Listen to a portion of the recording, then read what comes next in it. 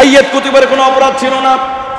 আজও যদি আমার বাংলাদেশে অনেক কালেমদেরকে দেশ থেকে তাড়িয়ে দেওয়া হয়েছে, জালিমের বন্দিশালায় অনেক কোরআনের পাখিরা মানবত জীবন যাপন করছে, তাদের উদ্দেশ্য ছিল একটাই, কোরআনের মুফাসসির হওয়ার পরে কোরআনে জ্ঞান অর্জন করার পরেও তারা আব্রাহাম লিঙ্কন, বেঞ্জামিন ফ্রাঙ্কলিন এই জাতীয় বড় বড় বুদ্ধিজীবীদের আইনকে কবর রচনা করে তারা চেয়েছিল বাংলার আকাশে কালিমার পতাকা পথ করে উড়ুক। এই স্বপ্ন দেখার কারণে আল্লাহর এই ওলিগুলিকে জালিমের বন্দিশালায় রাখা হয়েছে।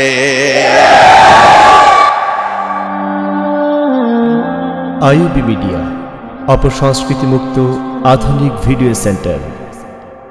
আল্লাহুম্মা বারিক আলা মুহাম্মাদিন ওয়া আলা আলি মুহাম্মাদ কামা বারাকতা আলা ইব্রাহিম ওয়া আলা আলি ইব্রাহিম ইন্নাকা হামিদুম মাজিদ। বালাগাল উলা বিকামালিহি কাশাফাত তুজা বিজামালিহি হাসনাত জামিউ সাল্লু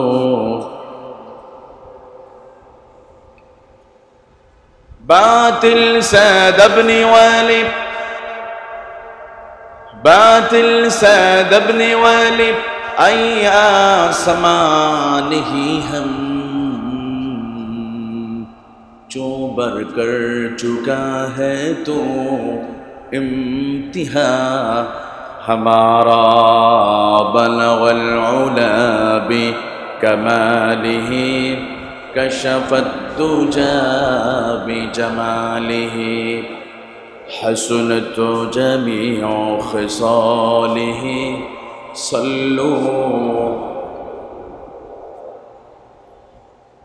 मुस्लिम आमी संग्रामी आमी चिर रणबीर, मुस्लिम आमी संग्रामी आमी चिर रणबीर। अल्लाह के सारा काउके मानी ना, अल्लाह के सारा काउके भय पाई ना। लिल्लाहे तकबीर, लिल्लाहे तकबीर। ला इलाहा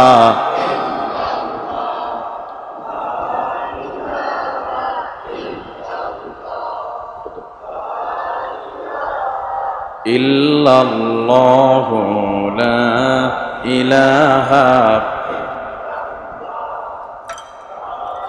इलाहा जोरे ला इलाहा इल्लल्लाहु ला इलाहा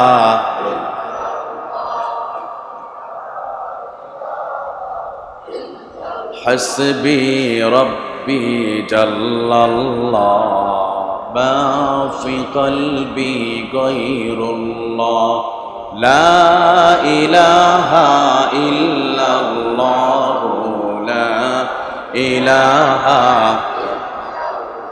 ला इलाहा इल्लल्लाहु मुहम्मदुर रसूलुल्लाह सल्लल्लाहु अलैहि वसल्लम। रब्बि इश्रह ली सदरी व यस्सिर ली अमरी দারুস সালাম আদর্শ মাদ্রাসার বয়স্ক শিক্ষার্থীদের উদ্যোগে ষষ্ঠ বার্ষিকী বিশাল মোবারক মুতাবারক ওয়াজ ও মাহফিলের জনাব মুআজ্জাজ মুহতারাম মুকাররম সম্মানিত সভাপতি আলহাজ মোহাম্মদ জালাল উদ্দিন সাহেব মুতাআল্লি দারুস সালাম জামে মসজিদ, আল্লাহ রাব্বুল আলামিন তার গোলামকে কবুলে মঞ্জুর করুক, আমরা আমিন বলি। বিশেষ অতিথি হিসাবে কিছুক্ষণ আগে অত্যন্ত চমৎকার মনোমুগ্ধকর আলোচনা রেখে ধন্য করেছেন হযরতুল আল্লাম জিয়াউল হক নোমানী, ইমাম ও খতিব দারুস সালাম জামে মসজিদ বন্দর। এই মসজিদ মাশাআল্লাহ, আল্লাহ কবুল করুক আমার প্রিয় ভাই কণ্ঠকে। প্রধান অতিথি হিসাবে তাশরিফ আনবেন সারা বাংলাদেশ শুধু নয় গোটা পৃথিবীতে যার নাম ছড়িয়ে পড়েছে, আমাদের প্রিয় sir doctor ABM Mafizur Rahman Al Azhari, professor আন্তর্জাতিক ইসলামী বিশ্ববিদ্যালয় কুমিল্লা চট্টগ্রাম। আমরা স্যারের আলোচনা শুনবো ইনশাআল্লাহ, উনি চলে আসবেন। সেই সাথে স্টেজ এবং স্টেজের আশেপাশে অনেক ওলামায়ে কেরাম এখানে আছেন, যারা এ জাতির রাহবার, এ জাতিকে যারা ডিরেকশন দেয়, যারা পথ দেখায়, তারা হলো আমাদের সেরে তাজ। কথা বলেন ঠিক কিনা? আলেম ওলামা যেখানে, আমরা আছি সেখানে। কারণ আলেম ওলামাদের চরিত্র রাতের অন্ধকারে যেমন, দিনের বেলা সূর্যের আলোতেও। তো সেই সমস্ত ওলামায়ে কেরাম সম্মুখপানে সমবেত বিভিন্ন অঞ্চল থেকে আগত, স্বাগত, সুচিন্তিত আমার পিতৃতুল্য মুরব্বী বাবাজিরা, তারুণ্যের উচ্ছ্বাস, আগামী দিন এ দেশকে যারা নেতৃত্ব দেবে, এখানে ম্যাক্সিমাম আমি যুবকদেরকে দেখতে পাচ্ছি আলহামদুলিল্লাহ। আগামী 20 বছর 30 বছর পরে ক্ষমতা আসবে যুবকদের হাতে, আলহামদুলিল্লাহ বলেন। বর্তমান নেতৃত্ব যারা আছে, অনেকের বয়স 75 অথবা অতিক্রম করে ফেলেছে। আগামী 20 বছর পরে ওনাদের বয়স কত হবে? কারণ 90-100 বছর বাঁচতে পারবে? সম্ভব নয়। রবের ডাকে সাড়া দিয়ে চলে যেতেই হবে। কিন্তু আগামী দিন এদেশের নেতৃত্ব আজকের এই যুবক, এই তরুণদের হাতে আসবে। অতএব আলহামদুলিল্লাহ বাংলাদেশে বর্তমান যুবকদের একটা ঢল নেমেছে মাহফিলগুলোতে। এই জন্য তো হলুদ মিডিয়াগুলো দৃষ্টি এখন মাহফিলের দিকে। দেশের কোনো নিউজ না করে আলেম ওলামাদের মাহফিলগুলো নিয়ে নেগেটিভ বিষয়গুলো উপস্থাপন করে, কিন্তু পজিটিভ যেগুলো আছে এগুলো তুলে ধরে না। তো সেই সমস্ত আমার কলিজার টুকরা, আমার যুবক ভাইরা, সিনিয়র আদর্শ সোনামণিরা, পর্দার অন্তরালে অবস্থানরতা, সর্বগুণে গুণান্বিতা, আবেদা, সলিহা, তহিরা, আমার মা বোনেরা, মোবারক এ মাহফিল আওয়াজ যতদূর যাদের কর্ণকুহুরে পুষতেছে, সবাইকে প্রিয় নবী, বিশ্ব নবী জনাবে মুহাম্মদুর রাসূলুল্লাহ সাল্লাল্লাহু আলাইহি ওয়াসাল্লামের শেখানো ভাষায় সালাম, আসসালামু আলাইকুম ওয়া রাহমাতুল্লাহি ওয়া বারাকাতুহু। সম্মানিত প্রিয় বন্ধুগণ, এটা জান্নাতের বাগানে পরিণত হয়ে গেছে, সুবহানাল্লাহ বলেন। একদিকে মসজিদ, অন্যদিকে মাহফিল, দুইটা কি হয়ে গেছে? একত্রিত হয়ে জান্নাতের বাগান। আল্লাহ আমাদেরকে এনেছেন, হাজারো মানুষ এই মুহূর্তে বিভিন্ন কাজে ব্যস্ত। কেউ বা স্মার্টফোন হাতে নিয়ে, রিমোট হাতে নিয়ে টিভিতে নায়ক নায়িকা খুঁজতেছে, আর আমরা এখানে বসে আল্লাহ আল্লাহ রাসূলকে খুঁজতেছি। রিমোটটা হাতে নিয়ে টিভি ভর্তি বিনোদন পাওয়া যায়, ওখানে আল্লাহ আল্লাহ রাসূলকে পাওয়া যায়? এখানে আসলে পাওয়া যায় কাকে? এখানে সবাইকে আল্লাহ কবুল করে না। আল্লাহর কুদরতে নজর যাদের দিকে আছে, আল্লাহ যাদের ভালোবাসেন, আল্লাহ তাদেরকে এখানে বসার সুযোগ করে দেয়, সুবহানাল্লাহ বলেন। এই জন্য আপনারা অত্যন্ত ভাগ্যবান। আর একটা কথা বলি, এই যারা মাহফিল শোনে বা আমরা আলোচনা করতেছি, আপনাদের মর্যাদা নাই এমন তো কিন্তু নয়, বা নিচে বসে আছেন, আপনাদের মর্যাদা আল্লাহর কাছে অনেক বেশি। কারণ পৃথিবীর সমস্ত দামি জিনিসগুলো মাটির নিচেই থাকে। হীরা, মণি, মুক্তা, জহরত, পান্না কই থাকে? মাটির উপর না নিচে? তো আজকের মাহফিলে হীরা, মণি, মুক্তা হলেন আপনারা।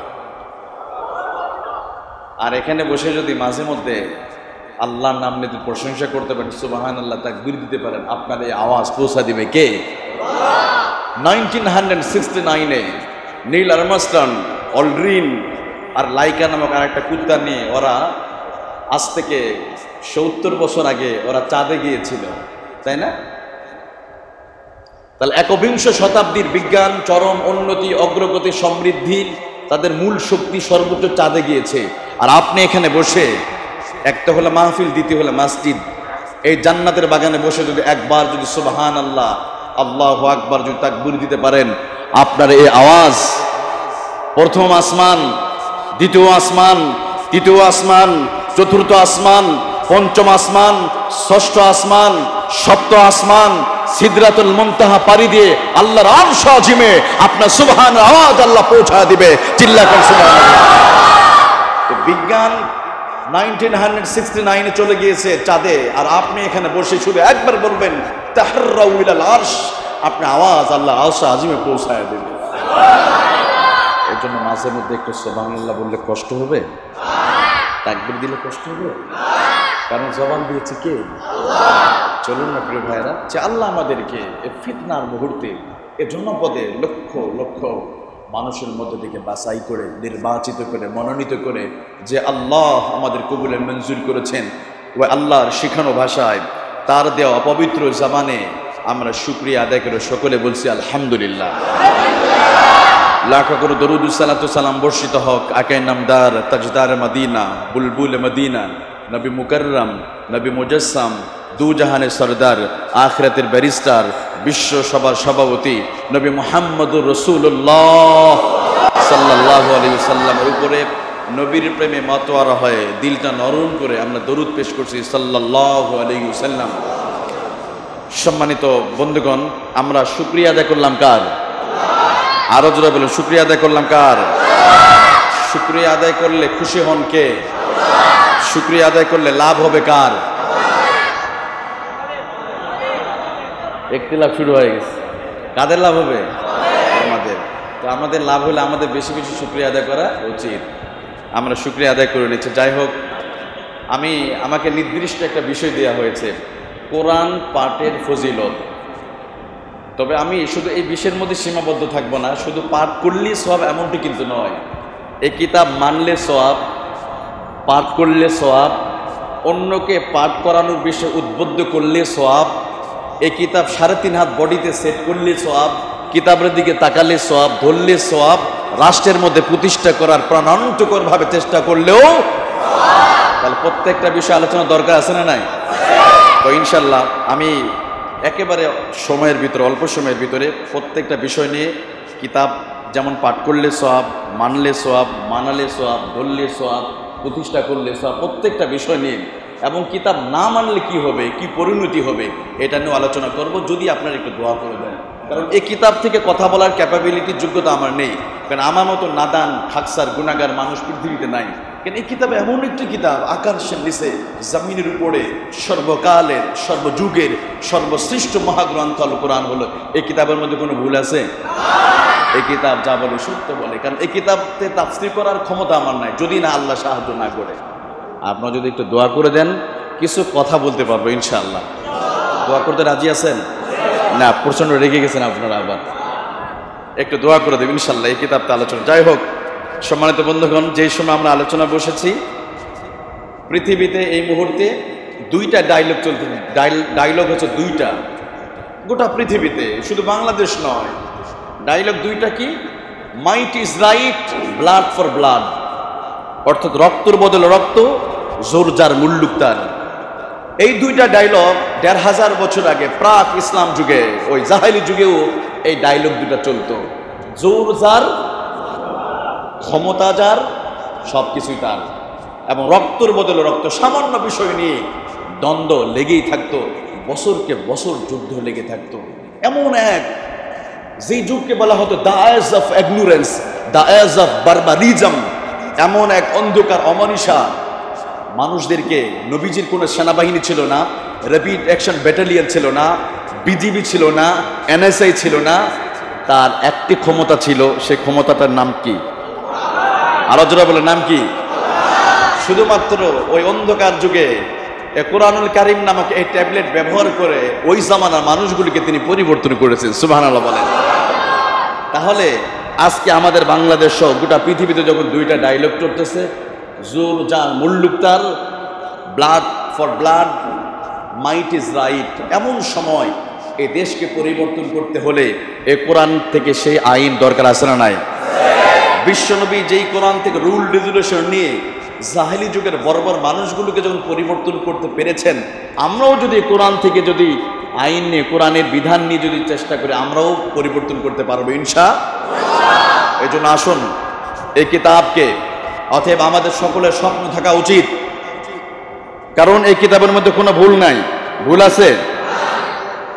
এই কিতাবকে প্রতিষ্ঠা করতে গিয়ে, যেই কিতাব 1400 বছর আগে জাহেলি যুগের মানুষকে পরিবর্তন করেছে, আজকে আমার এই বাংলাদেশকে পরিবর্তন করার জন্য এই কিতাবের যদি কখনো ডাক আসে, এই কিতাবকে প্রতিষ্ঠা করতে গিয়ে যদি কোনো পথে বা কোনো রাস্তায় যদি বাধা হয়ে দাঁড়ায়, সেই সমস্ত বাধার বিরুদ্ধে দুর্বার আন্দোলনে যদি ডাক আসে, সেটা যেই ব্যানারে হোক, আমরা সেই ব্যানারে রাজি আছি না নাই? আমরা সেই ব্যানারে দাঁড়িয়ে কোরআনের পথে যারা কাটা হয়ে দাঁড়াবে, তাদের বিরুদ্ধে আন্দোলনে যদি ডাক আসে, সেই আন্দোলনে কারা কারা সারিবদ্ধ হয়ে দাঁড়াতে চান, 2 হাত উঁচু করে আল্লাহকে দেখান। আল্লাহ কবুল করুক, আমিন বলেন। কারণ আমাদের স্বপ্ন হলে এইটাই। আল্লাহ আমাদের কবুল মঞ্জুর করুক, জোরে বলুন আমিন।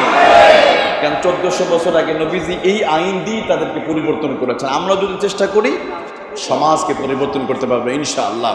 সম্মানিত হাজিরিন, আপনারা অনেক বড় ভাগ্যবান, কারণ এমন একটা কিতাবের আলোচনা শুনতে এসেছেন, এমন একটা কিতাবের আলোচনা শুনতে এসেছেন, এই কিতাবটার দিকে তাকালেও সওয়াব। সুবহানাল্লাহ বলেন। নবীজির উপরে তার উপরে যতগুলো মুজিজা ছিল, মিরাকেলি ঘটনা ছিল, তার মধ্যে সবচেয়ে বড় মিরাকেল ছিল এই কুরআনুল কারীম। প্রত্যেক নবীদের মিরাকাল, তাদের মৃত্যু হয়েছে, তাদের অলৌকিক ঘটনাও সাথে সাথে বিদায় নিয়েছে। কি নবীজির সবচেয়ে বড় মুজিজা কুরআনুল কারীম বিদায় নিয়েছে?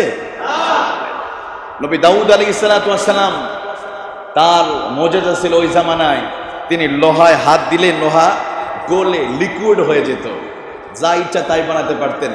এখন আমরা লোহা ধরলে গলবে? নবী দাউদ চলে গেছেন, তার মুজিজাও চলে গেছে। ও আলান্না আলাহুল হাদিদ চলে গেছে। নবী মুসা আলাইহিস সালাতু ওয়াস সালামের অলৌকিক মিরাকেল ছিল তার লাঠি যা ইচ্ছা তিনি তাই করতে পারতেন। লাঠি জমিনে নিক্ষেপ করলে জমিনে সাপ হয়ে যেত। এখন আমরা লাঠিটা ধরলে সাপ হবে? তা যুগে যুগে নবী আম্বিয়া আলাইহিস সালাতু ওয়াস সালামের মুজিজাগুলো বিদায় নিয়েছে, কিন্তু বিশ্ব নবী মুহাম্মদুর রাসূলুল্লাহ সাল্লাল্লাহু আলাইহি সাল্লাম এই আসল এই মুজিজা এখনো দুনিয়াতে বিদায় কিয়ামত পর্যন্ত থাকবে। কথা বলুন ঠিক কিনা? আল্লাহ যত কিতাব পাঠিয়েছে এই জমিনে মানুষকে হেদায়েতের জন্য, অন্যান্য কিতাবগুলোকে বলা হয় কিতাবুল্লাহ, আল্লাহর কিতাব, আর কোরআনুল কারীমকে বলা হয় আল কোরআন হুয়া কালামুল্লাহ, এটা সরাসরি আল্লাহর কালাম। আল্লাহু আকবার। তাওরাত, জাবুর, ইনজিল এগুলোকে বলা হয় কিতাবুল্লাহ, আল্লাহর কিতাব, এটা হলো কালামুল্লাহ, আল্লাহর কথা। অর্থাৎ কোরআন যদি পড়েন সরাসরি কথা হয় কার সাথে? কোরআনুল কারীম তেলাওয়াত করবেন, আপনি কথা কেন যেন আল্লাহর সাথে বলতেছেন। সুবহানাল্লাহ।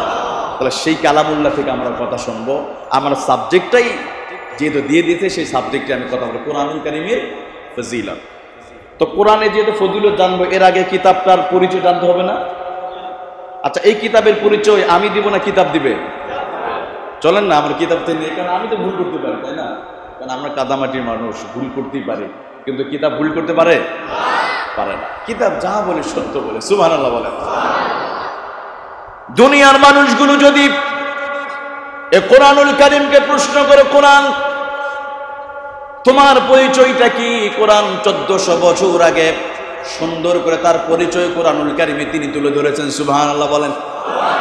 কোরআনুল কারীমকে যদি বলা হয় কোরআন তোমাকে কে দুনিয়াতে পাঠিয়েছে, 1400 বছর আগে কোরআন সুন্দর করে তামাম পৃথিবীর মানুষকে জানিয়ে দেয়, তানজিলুম মির রাব্বিল আলামিন। আল্লাহু আকবার।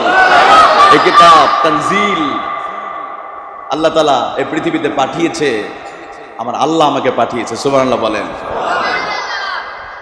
যদি এই কিতাবকে বলা হয় কোরআন রে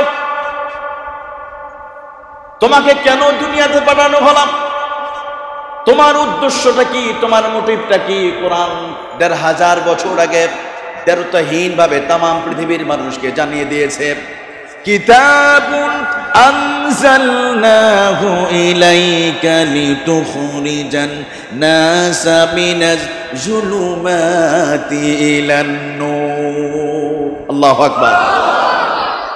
এই কিতাব এই জন্য আল্লাহ পাঠিয়েছে তামাম পৃথিবীর মানুষকে অন্ধকার অতল গহ্বর থেকে আলোর দিকে ফিরিয়ে নিয়ে আসার জন্য কিতাবকে আল্লাহ পাঠিয়েছে।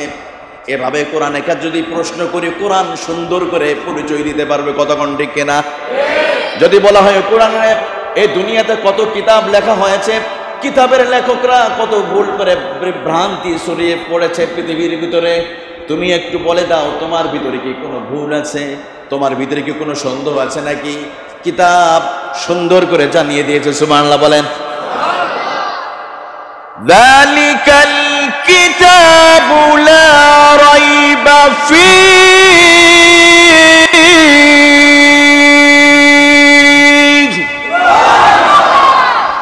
কিতাব সুন্দর করে জানায় দেয়, যালিকাল কিতাব, এটা এমন একটি কিতাব, লা রাইবা ফীহি, this is the book, there is no doubt, এমন একটি কিতাব এর মধ্যে কোনো ভুল নাই। সুবহানাল্লাহ বলে। যদি বলা হয় কিতাব, তুমি বলো তোমার এই বিধানগুলো মানলে মানুষের লাভটা কি হবে, আমাদের কি লাভ হবে?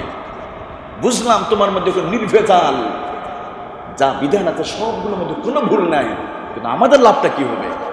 কিতাব সুন্দরকে জানা যায়। ফামান তাবিআ হুদায়া ফালা খাউফুন আলাইহিম ওয়ালা হুম ইয়াহজানুন।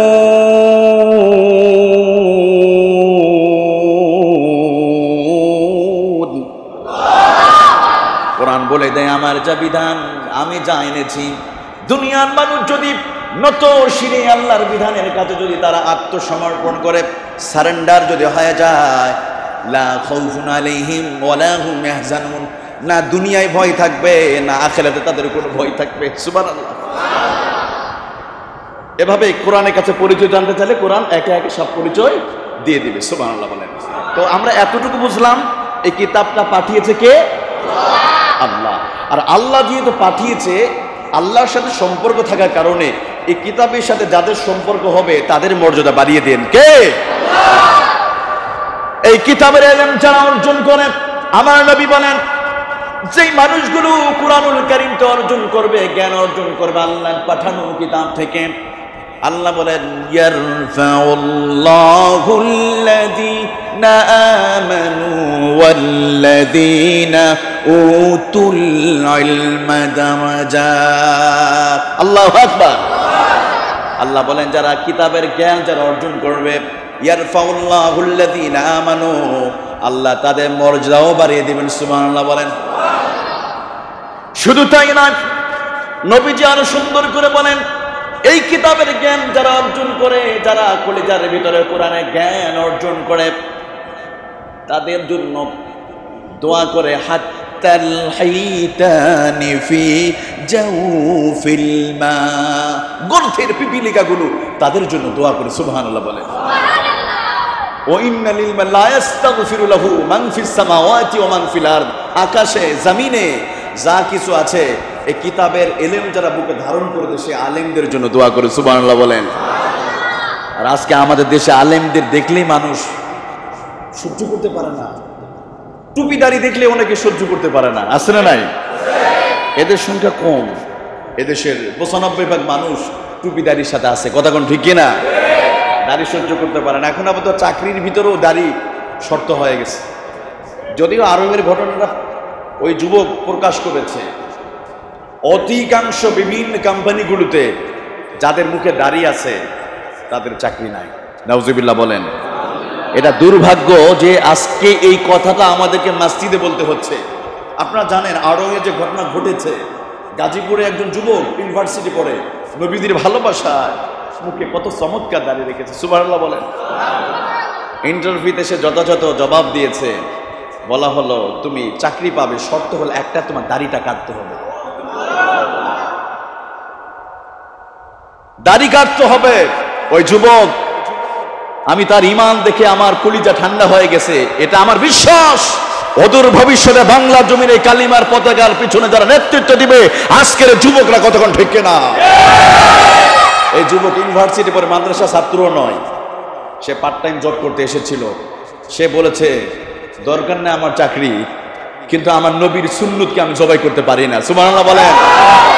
আমার বন্ধু এটা বড় কষ্ট লাগে।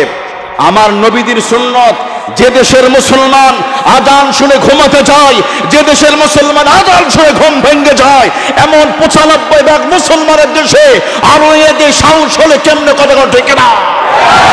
আজকে যদি আমাদের কলিজা বিশ্ব নবীর যদি ভালোবাসা থাকতো, প্রত্যেকটা আরং শুরুর সামনে প্রতিবাদ করে তাদের ব্যবসায় তালা লাগিয়ে দেওয়া উচিত ছিল। কথা ঠিক না? মনে রাখতে হবে অদূর ভবিষ্যতে আমাদের প্রতিবাদ হওয়া উচিত। শুধু আরং নয়, আরঙের মতো আরো যত কোম্পানিগুলো আছে তারা যদি আমার নবীর বিরুদ্ধে, ইসলামের বিরুদ্ধে, আলেম ওলামাদের বিরুদ্ধে এমন যদি কর্মসূচি দেয়, তাদের বিরুদ্ধে আমাদের রুখে দাঁড়াতে হবে। কতক্ষণ ঠিক কিনা? কেন এটা ইমানি দায়িত্ব। রাসূলের সুন্নতটা কিসের? রাসূলকে ভালোবাসার জন্য দাঁড়িয়ে রেখেছে। আজকে যদি এই সাহসটা ওরা পেয়ে থাকে, আপনারা জানেন মাল্টিফ্যাবস গ্রুপ গাজীপুরে ওরা বাধ্যতামূলক করেছিল নামাজ পড়ার জন্য, বাস পরের দিন হলুদ মিডিয়া এমনভাবে নিউজ করলো, বাধ্য হলো ওই গার্মেন্টসের মালিক ক্ষমা চাইতে, না এটা সাম্প্রদায়িক ন্যায় হয়। অথচ আরঙে 95% মুসলমানের দেশে দাড়ি কাটতে বলছে, একটা বড় বড় হলুদ মিডিয়া নিউজ করেছে? করে নাই, ওরা একটাও নিউজ করে নাই। অথচ মাল্টিফ্যাস গ্রুপ ওরা আইন করেছিল প্রত্যেকটা সদস্য কর্মীকে যারা চাকরি করবে সবাইকে নামাজ পড়তে হবে। বাস এটারে কি করলো পুরা মিডিয়া টকশোতে, টাকলুরা বসে বসে টকশোতে বললো না এটা নাকি সাম্প্রদায়িক। তাহলে এটা কি হলো? এভাবে যদি আমরা চুপ করে থাকি, আমরা আজকে সংখ্যাগরিষ্ঠ মুসলমান ভবিষ্যতে সংখ্যালঘুতে পরিণত হয়ে যাব। কথা বলো ঠিক না? আমার মুসলমান, আমার প্রিয় ভাইরা, অতএব আলেম ওলামা টুপি দাঁড়িয়ে গুরুনি যারা কথা বলবে, ওই সমস্ত কুলাঙ্গার আর ওই সমস্ত নাস্তিকদের বিরুদ্ধে কোন আলেমদের বিরুদ্ধে যদি কথা বলে আর যদি আন্দোলনে ডাক আসে, সেই আন্দোলনে আমাদের সাড়া দিতে হবে। কথা বলো ঠিক না? 100 মিজানুর রহমান আল আজহারি কি অপরাধ ছিল তার? ওনার কি অপরাধ ছিল? ওনার অপরাধ ছিল একটাই, তরুণ তৌহিদ জনতা ওনার ডাকে সাড়া দিত। কথা কোন ঠিক কিনা? ওনার অপরাধ ছিল একটাই, যুবক মানুষ কি হিন্দু মুসলমান সবাই তার মাহফিলে চলে যেত, আজকে উনি নাই। এভাবে একটার পর একটা আলেমদের যদি টার্গেট করা হয়, অদূর ভবিষ্যতে দেশে কথা বলার মানুষ পাওয়া যাবে না। কথা কোন ঠিক কিনা? আলেমদের নিরাপত্তা দেওয়ার জন্য আমাদেরকে আগাতে হবে। কথা বলুন ঠিক কিনা আমার প্রিয় ভাই? বড় আফসোস লাগে, আমরা সে আলেমদেরকে অনেকেই সহ্য করতে পারে না, সহ্য করতে পারে। আবার মৃত্যুর পরে সে আলেমদের ডাক লাগে। এই করোনার সময় অনেকে তো কিছুদিন আগে আলেমদের সাথে খেলা করতে চাইছে, যদিও আমরা খেলা করি আল্লাহর সাথে। কার সাথে? কথা কন না কেন? আলেমরা খেলা করে এক হাতে তসবিহ আর রাত 3টার দিকে জায়নামাজে খেলা করে কার সাথে? আমরা আল্লাহর সাথে খেলা করি। এই আলেমরা প্রয়োজন ছিল করোনার সময়। এদেশে অনেক বড় বড় শিল্পপতি, এদেশে বড় বড় রাজনীতিবিদ করোনার সময় পার্সোনাল হেলিকপ্টারে বিদেশে পালিয়েছে। আর করোনা আক্রান্ত হয়ে যারা মারা গিয়েছিল, ওই সমস্ত মানুষগুলো, আমি তো ঢাকাতে থাকি, তালতলা গোরস্থানের পাশেই অনেক করোনা রুগী পড়ে আছে। সন্তান ফোন করে, হুজুর আমার বাবা পড়ে আছে, লাশটা দুর্গন্ধ বের হচ্ছে, লাশ নেওয়ার মতো কেউ নাই। আপনাদের চট্টগ্রামে আন্নাহাদা গ্রুপ অনেকে দাফন করেছে। ঢাকা শহরে গাজী ইয়াকুব ভাই প্রায় 800 করোনা রোগী যারা আক্রান্ত হয়ে মারা গেছে তাদের দাফনের ব্যবস্থা করেছে। তাহলে এই দেশে আলেমরাই ওই করোনা মুহূর্তে যখন লাশ পৌঁছেছিল, ওই টুপিওয়ালা দাড়িওয়ালা আলেমরা ওই করোনা রোগীদের গোসলের ব্যবস্থা করেছে। কথা ঠিক কিনা? আজকে যদি আলেমরা যদি ওই করোনা মুহূর্তে যদি ওই সমস্ত মৃত্যু মানুষগুলোর পাশে যদি না দাঁড়াতো, এ বাংলাদেশে কুত্তা বিড়াল শ্রীগালের মতো লাশ পড়ে থাকতো, দুর্গন্ধ সারা বাংলা ছড়ে যেত। কথা ঠিক কিনা? অতএব ওই আলেম ওলামা যেখানে, আমরা যে সেখানে, যদি আজকে যদি না বলেন, তাদের পাশে না থাকেন, একটা পর একটা আলেমকে জালিমের বন্দিশালায় খাঁচায় বন্দি করে রাখবে, কোনো কথা বলার সাহস পাবেন না, দেশ থেকে তাড়িয়ে দিবে। কেন? এটা তো আবু জাহেলের কর্মসূচি ছিল, ওই কাজটাই হইতেছে। তবে আমরা সচেতন থাকলে এটা পারবে। আল্লাহ আমাদের তৌফিক দান করুক। আমি বলছিলাম যে এই কিতাবের জ্ঞান যারা অর্জন করে, ওই সমস্ত আলেমদের জন্য দোয়া করে কে? আরো জোরে বলুন কে? গর্তের পিপিলিকাগুলো, হাত্তাল হাইতান ফি জাওফিল মা, অতল তলে তলিয়ে থাকা মৎস্যরাজিগুলো তাদের জন্য দোয়া করে। আকাশে জমিনে যা আছে সবগুলো তাদের জন্য দোয়া করে। এই কিতাবের সাথে যাদের সম্পর্ক হয়ে যায়, যেখানে লাগবে সেখানে মর্যাদা বাড়িয়ে দেন কে? আমার বন্ধুগণ, শুধু তাই নয়, কুরআনুল কারীমের সাথে যদি আপনি 10 টাকা গদের কাপড় দিয়া একটা যদি জুজদান যদি বানায় নেন, 10 টাকা গদের কাপড়, জুজদান বানার পরে জুজদানের মানটা বানিয়ে দেয় কে? একটা রেহেল 10 টাকা দাম, প্লাস্টিকের রেহেল, শুধু তার উপর কোরআনটা রেখেছেন। আল্লাহু আকবার। শুধু কুরআনুল কারীম রেখে সূরা ফাতিহা তেলাওয়াত করেছেন। এখন যদি বলা হয়, যুবক তোমাকে 1 লক্ষ টাকা দেওয়া হবে, তুমি ওই রেহেলটায় প্রসাব করে দাও, দিবেন? কেন? কেন? এই কিতাবের সাথে রেহেলের, সুবহানাল্লাহ বলুন, সুবহানাল্লাহ। ঠিক তেমনি ভাবে এই কিতাবের সম্পর্ক যেখানে লেগেছে তার মর্যাদা বাড়িয়ে দিয়েছেন কে? আমার বন্ধুরা, গারে হেরার মর্যাদা হতো না জাবালে রহমতের চূড়ায় যদি কোরআনুল কারীম যদি নাযিল না হতো, এই পৃথিবীতে যতগুলো পাহাড় আছে সবচেয়ে পাহাড়গুলোর ভিতরে সবচেয়ে সম্মানিত পাহাড়ের নাম হলো জাবালে রহমত। কেন? এই জাবালে রহমত নামক এই পাহাড়েই কোরআনুল কারীমের প্রথম 5টি আয়াত নাযিল হয়েছিল। জোরে বলুন সুবহানাল্লাহ। জাবালে রহমতের সাথে এই কোরআনের সম্পর্ক হওয়ার কারণে দুনিয়াতে কত বড় বড় পাহাড় আছে। নেপালে যান, ভুটানে যান, মাউন্ট এভারেস্ট পৃথিবীর সবচেয়ে বড় পাহাড়, উচ্চতা হলো 29,000 ফিট। এই বিশাল 29,000 ফিট পাহাড়ের মধ্যে সবচেয়ে পৃথিবীতে যত দামি দামি স্বর্ণের পাহাড় আছে সাউথ আফ্রিকায়, এই পাহাড়গুলো চাইতে জাবালে রহমতের মর্যাদা বেশি। কথা কোন ঠিক কিনা? কারণ হলো জাবালে রহমতে কোরআন নাজিল হয়েছে। সুবহানাল্লাহ বলেন। শুধু তাই নয়, যেই ফেরেশতায় কোরআনুল কারীম বহন করে, যতক্ষণ না নবী মুহাম্মদুর রাসূলুল্লাহ সাল্লাল্লাহু আলাইহি ওয়াসাল্লামের উম্মত জান্নাতে না যাবে, ইউশা বিন নূন আলাইহিস সালামের উম্মতগুলো দাঁড়িয়ে থাকবে, মূসা আলাইহিস সালামের উম্মতগুলো ওয়েটিং লিস্টে থাকবে, ঈসা আলাইহিস সালামের উম্মতগুলো দাঁড়িয়ে থাকবে, যতক্ষণ না উম্মত মুহাম্মদী আল্লাহর জান্নাতে প্রবেশ না করবে। কেন পেয়ে গেছে? আমরা কিতাব পেয়ে গেছি। সুবহানাল্লাহ। আমার নবীর উপর কিতাব নাজিল হওয়ার কারণে আমার নবী জান্নাতে যতক্ষণ না প্রবেশ না করে মূসা আলাইহিস সালাম দাঁড়িয়ে থাকবে। তাদের জন্য জান্নাতে ঢোকা হারাম। হুররিমাত মজহুলের সিগা হারাম। হুররিমাতিল জান্নাতু আলাল আমবিয়া হাত্তা তাদখুলাহা। যতক্ষণ না বিশ্ব নবী জান্নাতে প্রবেশ না করবে মূসা আলাইহিস সালাম দাঁড়িয়ে থাকবে, যতক্ষণ না বিশ্ব নবী জান্নাতে প্রবেশ না করবে ঈসা আলাইহিস সালাম দাঁড়িয়ে থাকবে, ইউশা বিন নূন দাঁড়িয়ে থাকবে, ইউসুফ আলাইহিস সালাম দাঁড়িয়ে থাকবে। তার মানে বোঝা গেল বিশ্ব নবীর উপরে কোরআন নাজিল হওয়ার কারণে নবীর মর্যাদা আল্লাহ বাড়িয়ে দিয়েছে। এবার আসেন, যেই মাসে কোরআন নাজিল করা হবে সেই মাসে মর্যাদা বাড়িয়ে দিয়েছে কে? রমজানের আলাদা কোনো ক্রেডিট নয়। রমজানে যদি কোরআন নাজিল না হতো রমজানে এত মর্যাদা হতো?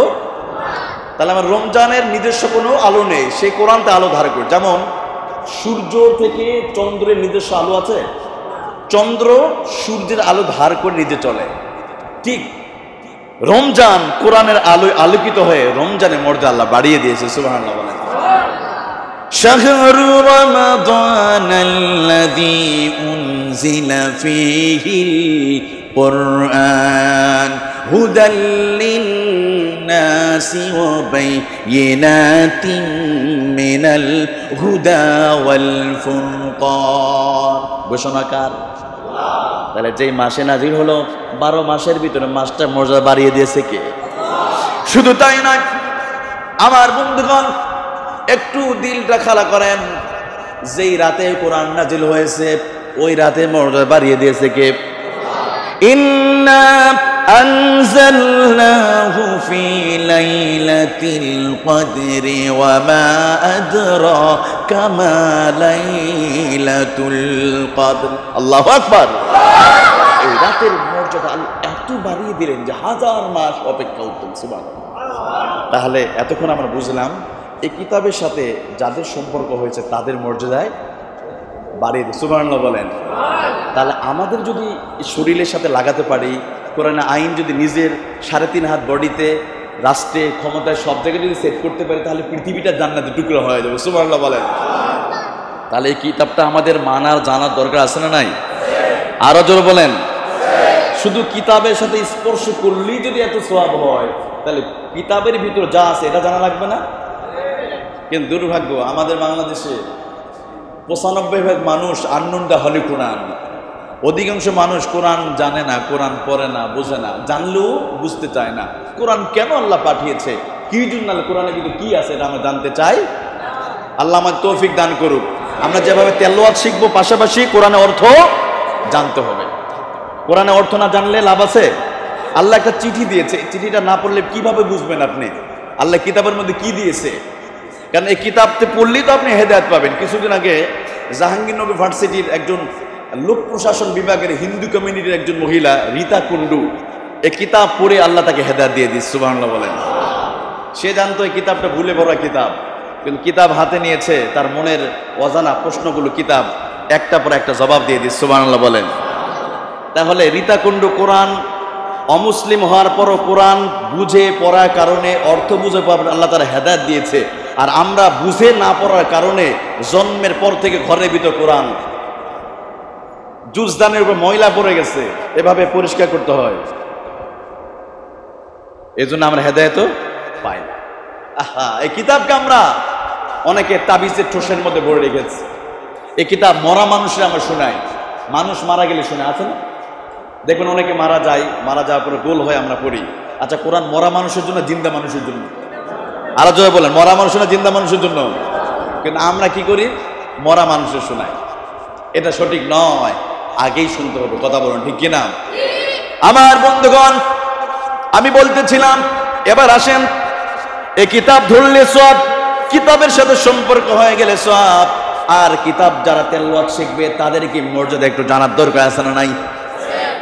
আমার নবীজি বলেন, যারা এই কিতাব পড়বে, তেলাওয়াত শিখবে, কিতাব অনুযায়ী যারা চলবে, নবীজি 1400 বছর আগে বলেন, মান ক্বরাআল কুরআনা ফাস্তাযহারাহু ফাআহাল্লা হালালাহু ওয়া হাররামা হারামাহু আদখালাহুল্লাহুল জান্নাহ। আল্লাহু আকবার। মান ক্বরাআল কুরআনা, যে কোরআন শিখবে, কোরআনুল কারীমকে হৃদয়ে হৃদয়ে লালন করবে, কোরআনের বিধান অনুযায়ী চলবে, কোরআন তেলাওয়াত শিখবে, কোরআনের হাফেজ হবে, কোরআন মানবে। আমার নবী বলেন, হালালকে হালাল জেনে, হারামকে হারাম জেনে চলবে, আল্লাহ তাআলা তাকে আদখালাহুল্লাহুল জান্নাহ, আল্লাহ তাআলা জান্নাতে ঢুকাই দিবে।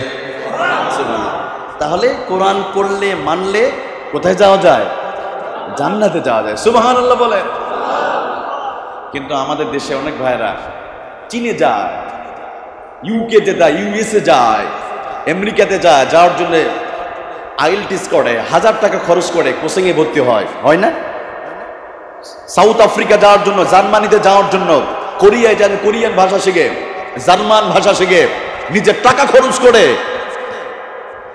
অথচ আল্লাহর জান্নাতে যাওয়ার জন্য অনেকে কোরআন শিখে না, আছে না নাই? আমি অত্যন্ত খুশি হয়েছে যে এটা এখানে বয়স্ক শিক্ষার্থীদের উদ্যোগে মাহফিলটা হচ্ছে। আলহামদুলিল্লাহ বলেন। কতজন সদস্য? কত সদস্য?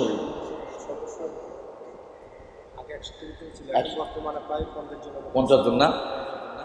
আগে 100 ছিল, হয়তো ব্যস্ততা এখন কমে গেছে। এটা কমা যাবে না, এটা 100 ক্লোজ করুন, আরো পার হতে হবে। কথা কোন ঠিক কিনা? আজকের পরে আগামীকাল এটা সংখ্যা আরো দ্বিগুণ হওয়া উচিত। কথা কোন ঠিক কিনা? দেখেন, বিদেশে গেলে আপনি একটু ভালো থাকার জন্য, জার্মানিতে গেলেন, জার্মান ভাষা শিখলেন, কোরিয়ায় যাচ্ছেন, কোরিয়ান ভাষা শিখতেছেন, চাইনা যাচ্ছেন, চাইনা ভাষা কত চেঁচু, কত কঠিন না? আরে কয়েকটা বছর ভালো থাকবেন, আর জান্নাতে গিয়ে একটু ভালো থাকতে চাই না আমরা? এই জন্য কি শিখতে হবে? কোরআন শিখতে হবে। রাজি আছি তো? যারা শিখেন নাই, এখনো সুযোগ আছে। মনে করো, হুজুর এই বৃদ্ধ বয়সে কোরআন শিখা যায়, এটা কি বয়স হলো নাকি? আচ্ছা, যখন বয়স্কদেরকে বয়স্ক ভাতা দেয়, বয়স্ক যখন টাকা দেয়, তখন তো ঠিকই লাইন ধরে টাকা নেয়, তখন লজ্জা লাগে না? আমি মুরব্বী মানুষ, বয়স্ক মানুষ, আমি টাকা নেব না, এই আছে। তাহলে কোরআন শিখতে কেন ভাই? তো বয়সে কোনো ইয়ে নাই, সময় হয়ে গেছে, আপনি অবসর, ভবিষ্যতে আরো কঠিন ব্যস্ত হবেন, আপনি এখনই শিখেন। আপনি 2 মাস 3 মাস শিখেন না ভাই, ওটা শিখতে কত সময় লাগবে? আল্লাহ আমাদের সবাই তৌফিক দান করুক, আমিন বলেন। এবার আসেন আমার বন্ধুরা, শুধু তাই নয়, কোরআনুল কারীম যে পড়বে শুধু তার মর্যাদা হবে এমনটি কিন্তু নয়। যে পড়বে শুধু তার মর্যাদা হবে এমনটি কিন্তু নয়। যে পড়বে তার মা বাবার মাথায় তাজের টুপি পরায় দিবে কে? আল্লাহু আকবার। আপনি কোরআন পড়বেন, আপনি কোরআনে হাফেজ হবেন, কোরআন মানবেন, অন্যকে পড়াবেন, শুধু আপনি সম্মানিত হবে এমনটি নয়। এইটার কারণে আল্লাহ তাআলা আপনার মা বাবাকেও কাল হাসরের মাঠে কি করবে? মাথায় ডুরের টুপি পরায় দিবে। সুবহানাল্লাহ বলেন। নবীজি বলেন, মান ক্বরাআল কুরআনা ওয়া আমিলা ফীহি উলবিসা ওয়ালিদাহু তাজুন ইয়াউমাল কিয়ামাহ।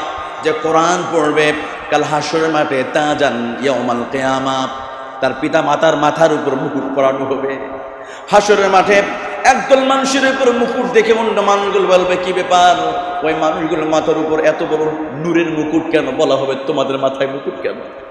কি হলো, তোমাদের মাথায় মুকুট কেন? ওরা বলবে যে তাদের সন্তানগুলো দুনিয়ায় কোরআন পড়েছে, কোরআন হাফেজ হয়েছে। সুবহানাল্লাহ। আজকে তো আমরা হাফেজ মাদ্রাসা যারা পড়ে অনেকে নেগোশিয়েট করে, আরে মাদ্রাসায় পড়ে এতিম বাচ্চা এগুলির ভর্তি করায়, ওরা জাকাত ফেতরা কালেকশন করে, এগুলি বলে না। কিছুদিন আগে তো একজন এই বক্তব্য দিলেন, কিন্তু হয়তো জাকাত ফেতরা আপনারা দেন, গরিবরা খেতে পারবে, সূরা তওবা 7 নম্বর আয়াত। তবে বুকে হাত দিয়ে বলতে পারি, মাদ্রাসা যারা পড়াশোনা করে, কোরআনে হাফেজ যারা হয়, তারা রাস্তায় টানাবাজি করে না, কথা ঠিক কিনা? কোনদিন দেখেছেন কোন মাদ্রাসার ছাত্র? এই বাংলাদেশে সবচেয়ে বেশি যিনি হত্যা করেছে এরশাদ শিকদার, সে কোন মাদ্রাসার ছাত্র? কোন মাদ্রাসার? ঢাকা তামিল মিল্লাতের অথবা ফরিদাবাদ মাদ্রাসার? বাংলাদেশের ধর্ষণে সেঞ্চুরি করেছিলেন এক বুজুর্গ, উনি কোন মাদ্রাসা ছিল? কোন মাদ্রাসার নয়। বিদেশে যারা টাকা সাপ্লাই করে, ওরা কোন মাদ্রাসা? একটাও খুঁজে খুঁজে মাদ্রাসা তুলবে না। এমনকি আমি চ্যালেঞ্জ করলাম 2004 সাল থেকে র্যাপিড অ্যাকশন ব্যাটালিয়ন যাত্রা একটা দেখেন যে এতদিনে ধরে র্যাবের ভাইয়ের এখনো আছে, এখানে আলোচনা শুনতে পারেন কেউ?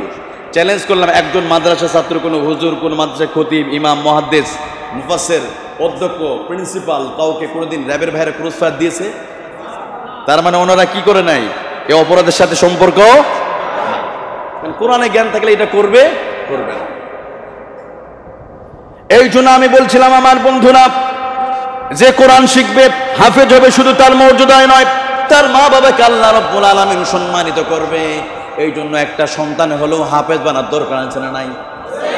দুনিয়ার মানুষ আপনার ছোট করতে পারে, দুনিয়ার মানুষ যারা কোরআন পড়ে, কোরআনওয়ালা হয়, যারা কোরআন পড়ে, তাদেরকে যারা সাপোর্ট দেয়, তাদেরকে দুনিয়ার মানুষ হয়তো কিছু মানুষ নেগোশিয়েট করতে পারে, মোল্লা বলে, জঙ্গি বলে তাদেরকে কি করতে পারে, গালি দিতে পারে। কাল হাসুরের মাঠে আল্লাহ তাদের সম্মান বাড়িয়ে দিবেন, কথা বলেন ঠিক কিনা?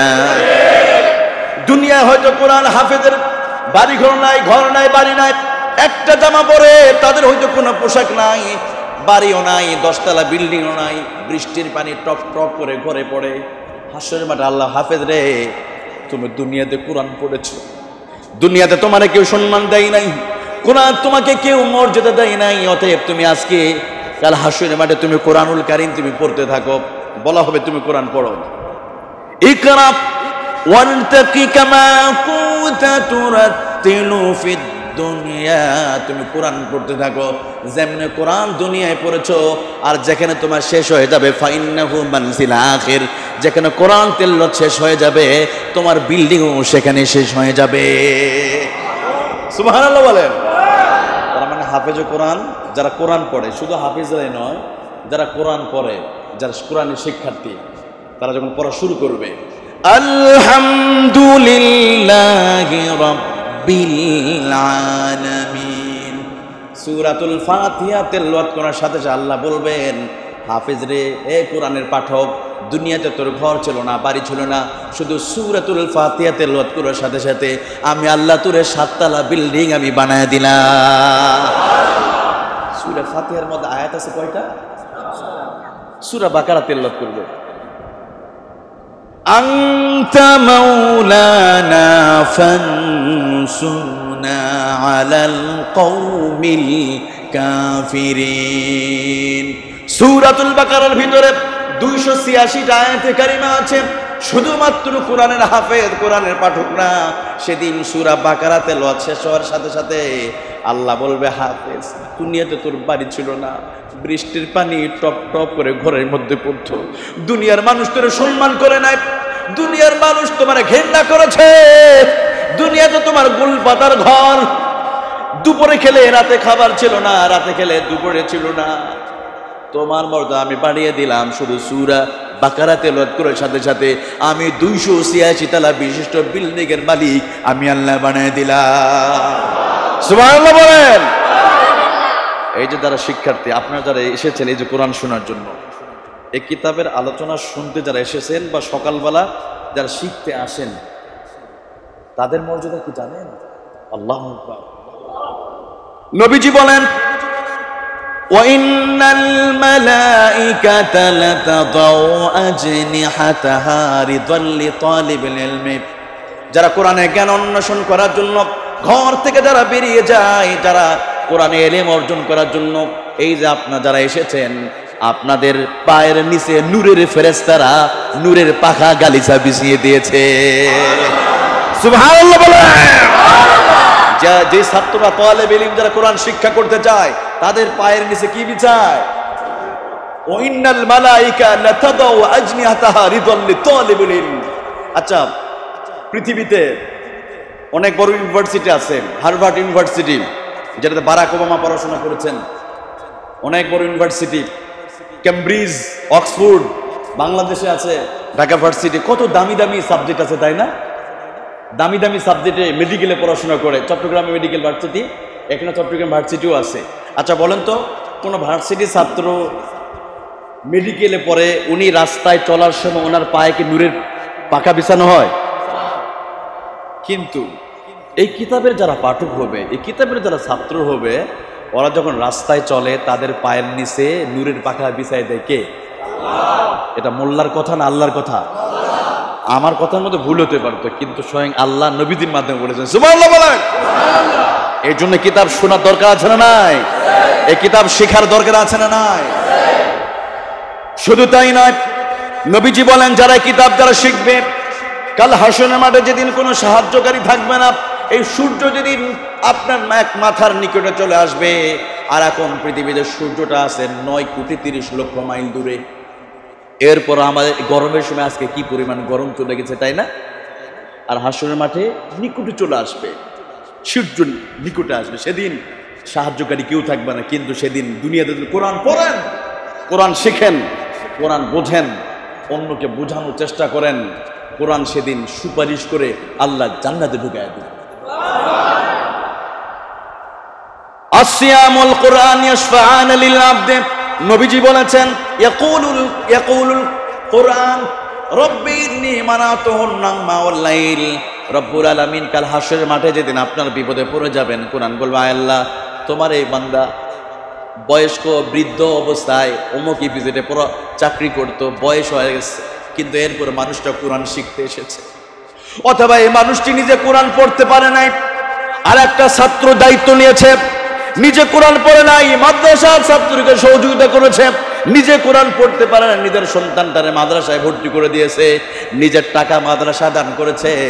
কোরআন সেদিন সরাসরি আল্লাহর কাছে সুপারিশ করে বলবে, এমনকি আয় আল্লাহ, তোমার এই বান্দা রাতের বেলা ঘুমকে হারাম করেছে, কোরআন তেলাওয়াত দিয়ে শেষ করেছে, সেদিন কোরআন সুপারিশ করে আল্লাহর জান্নাতের ভিতরে ঢুকায় দিবে। সুবহানাল্লাহ। এই জাতীয় অসংখ্য কথা আছে, আমি আর অত লম্বা করব না। এবার আসেন আমার বন্ধুরা, এই কোরআন যারা শিখবে না তাদের কি অবস্থা হবে? যারা সুযোগ পাওয়ার পরে যারা কোরআন শিখবে না, কোরআন মানল না, তাদের কি অবস্থা হবে? নবীজি বলেন কাল হাসরের মাঠে আল্লাহ রাব্বুল আলামিন তার প্রিয় হাবিব মুহাম্মদুর রাসূলুল্লাহ সাল্লাল্লাহু আলাইহি ওয়াসাল্লাম যারা কোরআন শিখে নাই, দুনিয়াতে এত সুযোগ থাকার পরেও, টাকা সম্পদ থাকার পরেও কোরআন শিখে নাই, অক্সফোর্ডে চলে গেছে, কেমব্রিজে পড়ার জন্য গিয়েছে, কিন্তু কোরআন শিখে নাই, বাড়ির পাশে মসজিদে ছিল, ইমাম সাহেব ছিল, মুয়াজ্জিন সাহেব ছিল, যায় না, এগুলো শিখতে যায় না, উনি চলে গেছে কোথায়? আমেরিকায়। যান না, সমস্যা নাই, কিন্তু কোরআন শিখেন নাই। কাল হাসরের মাঠে নবীজি মামলা করবে। সূরা ফুরকান 31 নম্বর আয়াত। এ কথা আল্লাহ 1400 বছর আগে কোরআনে চিত্রায়িত করেছেন। সুবহানাল্লাহ বলেন। আল্লাহ তাআলা কি বলবেন সেদিন? নবীজি বলবেন وقال الرسول يا ربي اتقي إن قوم اتخذوا هذا القرآن مهجورا وقال الرسول يا ربي إن قومي এই সম্প্রদায়ের মানুষ, এই এলাকার মানুষ, এই এলাকার মানুষগুলো কোরআন শিখে নাই, কোরআন পড়ে নাই, তাদেরকে ইনভাইট করা হয়েছিল, তাদেরকে বলা হয়েছিল ফজরের পরে, মাগরিবের পরে তাদেরকে দাওয়াত দেওয়া হয়েছে, কিন্তু তারা কোরআন শিখতে আসে না, কোরআন শিখে না। আল্লাহ ওরা বিদেশে গিয়েছে, অমুক দেশে গিয়েছে, কিন্তু কোরআন শিখে নাই। আচ্ছা, নবীজি যদি আপনার বিরুদ্ধে মামলা করে, সেদিন বাঁচার উপায় থাকবে? থাকবে। অত প্রিয় ভাইরা, যদি না শিখে থাকেন, আজকে আপনি প্রমিস করেন, শপথ করেন, যারা শিখে নাই, আমরা আগামী দিন এই যে বয়স্ক শিক্ষার্থীদের উদ্যোগে যেটা চলে, এখানে আমরা ভর্তি হতে চাই কি চাই না? যারা শেখেন নাই তারা নিয়ত করা যাবে? যারা নতুন আছেন, যারা শিখেন না, তারা একটু হাত উঁচু করেন। যারা শিখতে চান, লিল্লাহি তাকবীর, লিল্লাহি তাকবীর। আল্লাহ সবাইকে কবুল করুন, আমিন বলেন। ইনশাআল্লাহ আগামীতে নাম লেখাবেন। আমার প্রিয় ভাইরা, কোরআন না শিখলে কি হবে? আরো রাসূল সাল্লাল্লাহু আলাইহি সাল্লাম বলেছেন, যাদের ভিতরে কোরআনে জ্ঞান নাই, নবীজি ওটা হলো বিরান ঘর। ওটা কি ঘর? ইন্নাল্লাযী লাইসা ফী জাওফিহি শাইউম মিনাল কুরআন কাল বাইতিল খারিব। যার ভিতরে কোরআনে জ্ঞান নাই, কোরআন শিখলো না, সে যত বড় পণ্ডিত হোক না কেন, যত বড় দার্শনিক হোক না কেন, যত বড় সে পণ্ডিত্য অর্জন করুক না কেন, কিন্তু কোরআন শিখে নাই, নবীজি বলেন ওটা হলো বিরান ঘর। আর বিরান ঘরের ভিতর যত পোকামাকড়, খারাপ জিনিস, ভালো জিনিস থাকে না। তো যেই মগজের ভিতরে দুনিয়ার সব কিছু পড়াশোনা করলো কিন্তু কোরআন শিখে নাই, ওটা লাভ আছে? তুমি এখনো কিছু শিখতে পারো নাই, কোরআন শিখো নাই, তুমি কিছুই জানো না তুমি এখনো, তাহলে এই ক্ষেত্রেও জিরো। কোরআনে জ্ঞান না থাকলে ওই মানুষের জিরো হয়ে যাবে। এবার আসেন যারা কোরআন শিখবে না, আল্লাহ রাব্বুল আলামিন সরাসরি কোরআনুল কারীমে তিনি বলেছেন আল্লাহ তাদের জীবনটাকে কঠিন করে দিবে, সংকীর্ণ করে দিবেন। ঘোষণাটা কার? আমি বলছি না, আল্লাহ নিজেই বলছেন, ওয়ামান আরাদা আন যিকরি ফাইন্না লাহু মাঈশাতান দানকা ওয়া নাহশুরুহু ইয়াওমাল কিয়ামাতি আ'মা। মান আরাদা আন যিকরি, কোরআনুল কারীমে আর একটা নাম হলো জিকির। যারা এই জিকিরতে আলোচনা শুনলো না, কোরআন শিখলো না, দঙ্কা শব্দ অর্থ হলো জীবনটাকে আল্লাহ কঠিন করে দিবে। এই কঠিন বলতে মুফাসসির কিরাম চমৎকার করে ব্যাখ্যা করেছেন, তাদের জীবনটাকে সংকীর্ণ করে দিবে। অনেক টাকা পয়সা কামাই করবে কিন্তু কোথাও বরকত থাকবে না।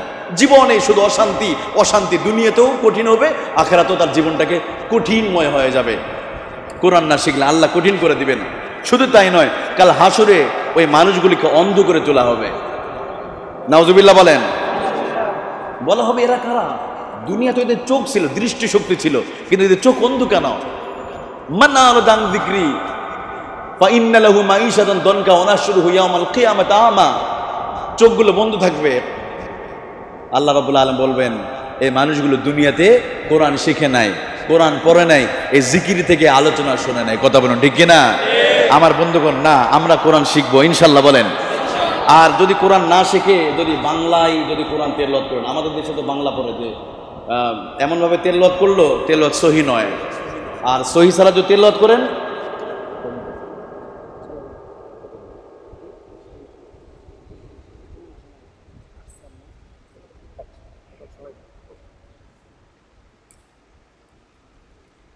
কোরআন না শিখলে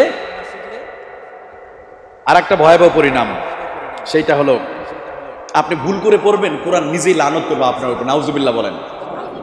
কোরআন নিজেই লানত করবে। আর রব্বা কারিইল লিল কুরআন আল কুরআন ইয়ালান, কোরআন নিজেই লানত করে। আল্লাহ ওই বান্দাগুলো কোরআন পড়ে, কোরআন সহি নয়। কোরআন যদি লানত করে কোনো উপায় থাকবে? তাহলে আমার বন্ধুরা, আমি সংক্ষেপে বললাম, আসল জিনিসটা কিন্তু বাকি আছে। আমরা কোরআনের ফজিলত জানলাম, কোরআন ধরলে কি সওয়াব হবে, আমি খুবই টাচ দিয়েছি। কোরআনের সাথে যাদের সম্পর্ক হয়েছে তাদের মর্যাদা আল্লাহ বাড়িয়ে। আমি মানলাম কোরআনে এলেম অর্জন করলাম, বসে থাকতে হবে এরকমটি?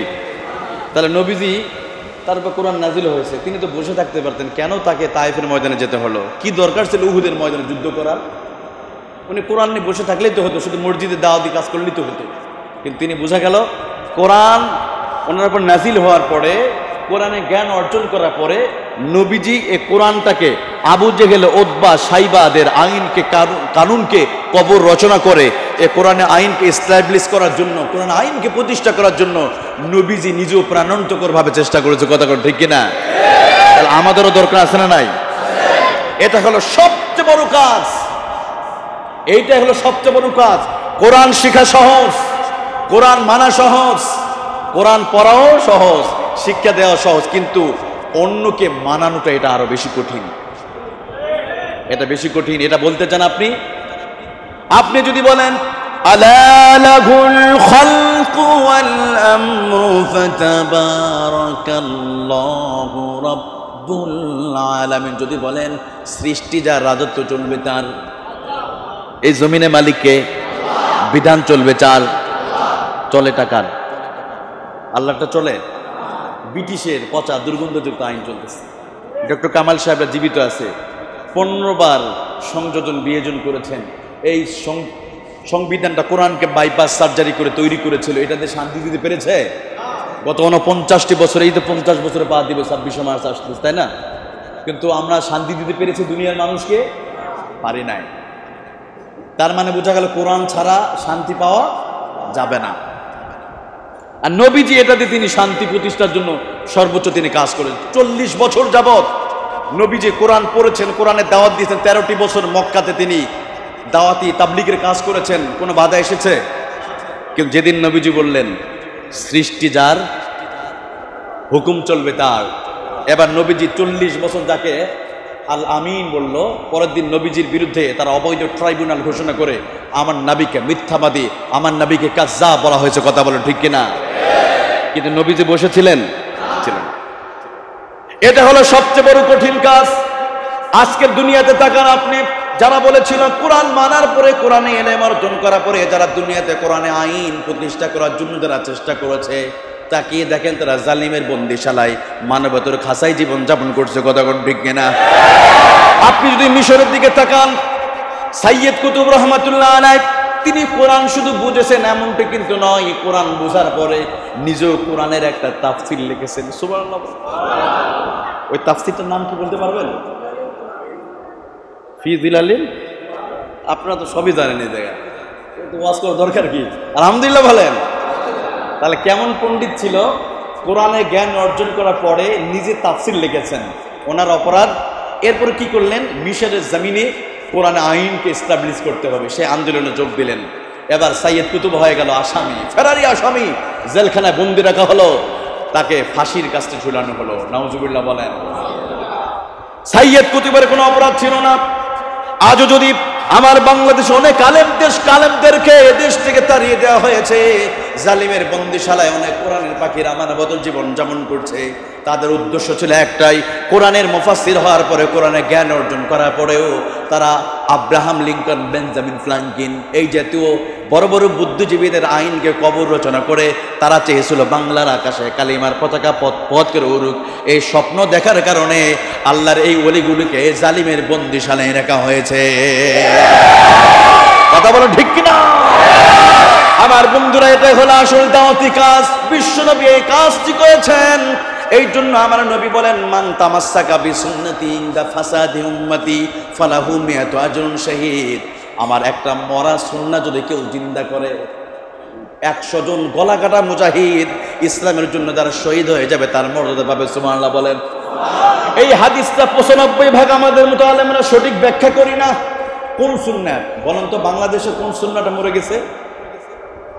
হ্যাঁ, বাংলাদেশে টুপির সুন্নত আছে, দাড়ির সুন্নত এখনো আছে, টাকনুর উপরে পায়জামা লুঙ্গি পরার সুন্নত এখনো জিন্দা আছে, খাবার পরে মিষ্টি খাওয়ার সুন্নতটা এখনো জিন্দা আছে, ওযু করার আগে মেসওয়াকের সুন্নতটা আছে, সমস্ত সুন্নতগুলো আছে। কিন্তু আমার আপনার প্রিয় নবী মক্কা থেকে মদিনা যাওয়ার পরে, কুরআনুল কারীম প্রতিষ্ঠা করার পরে, এই কুরআনুল কারীম দিয়ে 10টি বছর মদিনা শাসন করেছিলেন। ওই সুন্নতটা কি পৃথিবীর বুকে আছে? এই সুন্নতটা এস্টাবলিশ করার জন্য আমার নবী যেই হাতে মেসওয়াক নিয়েছেন, যেই হাত দিয়ে মেসওয়াক করেছেন, ওই হাত দিয়ে বিশ্ব নবী 27টি যুদ্ধের ভিতরে নিজেই সেনাপতি হয়েছেন। কথা কোন ঠিক না?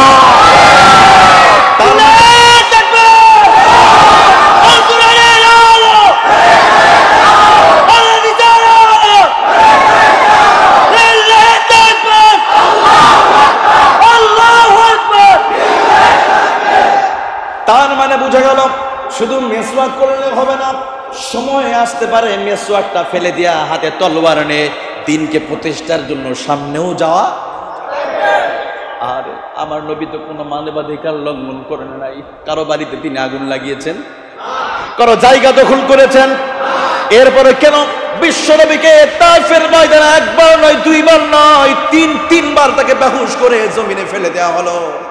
অপরাধ ছিল একটাই, আলা লাহুল খালকু ওয়াল আমরু ফাতাবারাকাল্লাহু আহসানুল খালিকিন।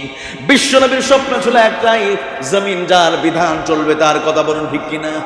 এই অপরাধে আমার নবীকে তায়েফের ময়দানে রক্তে রঞ্জিত করা হলো, উহুদের ময়দানে দান মাবরে শহীদ করা হলো। এমনকি বিশ্ব নবীকে আল্লাহর জমিন থেকে চিরদিনের জন্য বিদায় করার জন্য তারা তাদের অবৈধ ট্রাইব্যুনাল দারুন নাদওয়া নামক ট্রাইব্যুনাল গঠন করে আমার নবীর বিরুদ্ধে ষড়যন্ত্র করেছিল, কথা কোন ঠিক কিনা?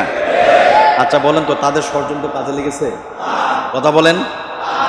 ওরা একদিন সিদ্ধান্ত নিল যে মোহাম্মদ আমাদের বাপ দাদার ধর্মের উপর লাথি মেরে কুটারাঘাত করে নিজের ইসলামকে প্রতিষ্ঠা করতে চায়।